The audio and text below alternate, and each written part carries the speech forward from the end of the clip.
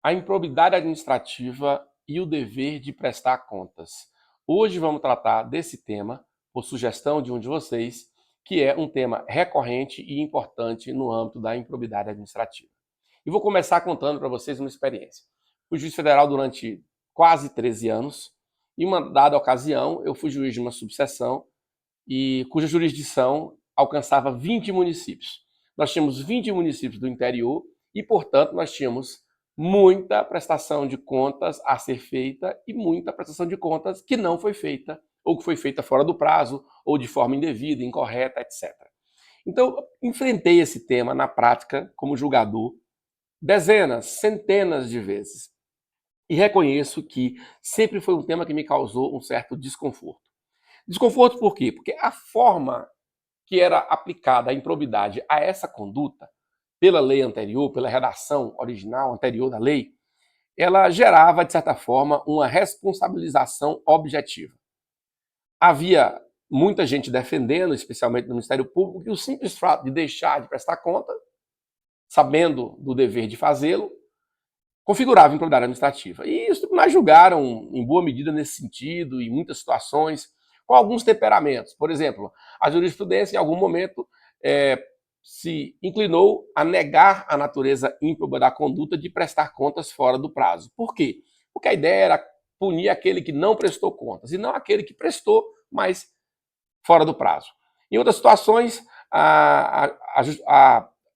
os tribunais também começaram a afastar a natureza ímproba, portanto, a julgar improcedente o pedido, em situações específicas, nas quais o gestor comprovava que não prestou conta porque não teve possibilidade de fazê-lo por algum impedimento grave, uma justa causa, etc. e tal. Enfim, havia muita controvérsia, mas de uma forma geral, o gestor era punido e a situação beirava, como eu disse, uma responsabilidade objetiva.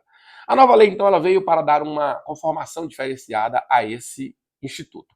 Veja bem, vou comparar aqui, acompanha comigo aqui na tela, vou comparar as duas redações.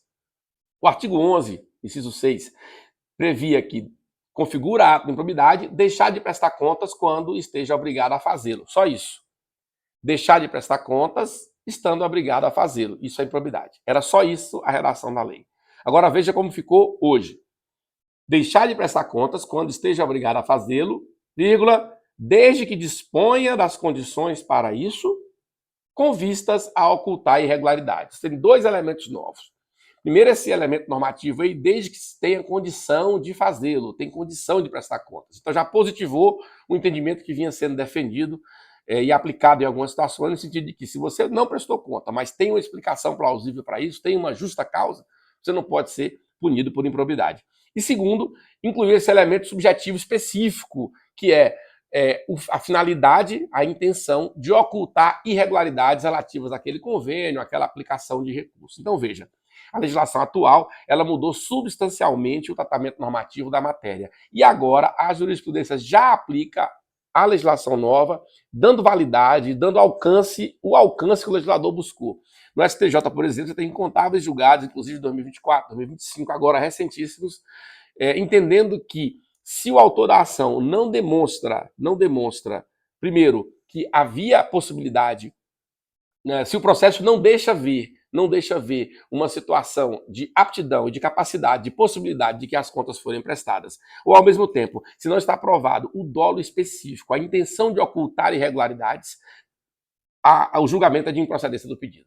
Agora, em 2025, teve um julgado recentíssimo do STJ nesse sentido, dizendo que com a nova redação, com a conformação normativa atual, não se pode condenar sem demonstração do dolo específico, da intenção de ocultar irregularidades. Veja bem, não precisa nem provar especificidades sobre uma eventual irregularidade, apenas precisa estar demonstrado nos autos que o gestor não prestou contas porque ele pretendia, com isso, ocultar algum equívoco, normalmente alguma desonestidade, porque improbidade é desonestidade, né? Ocultar alguma irregularidade, então essa conduta ela precisa ter a marca da gravidade e decorrente justamente do comportamento desonesto, desleal, ímprobo, aquele comportamento reprovável e inaceitável para um gestor público. Então veja, esse modelo atual, o modelo normativo atual, ele é substancialmente diferente e ele dificulta a condenação.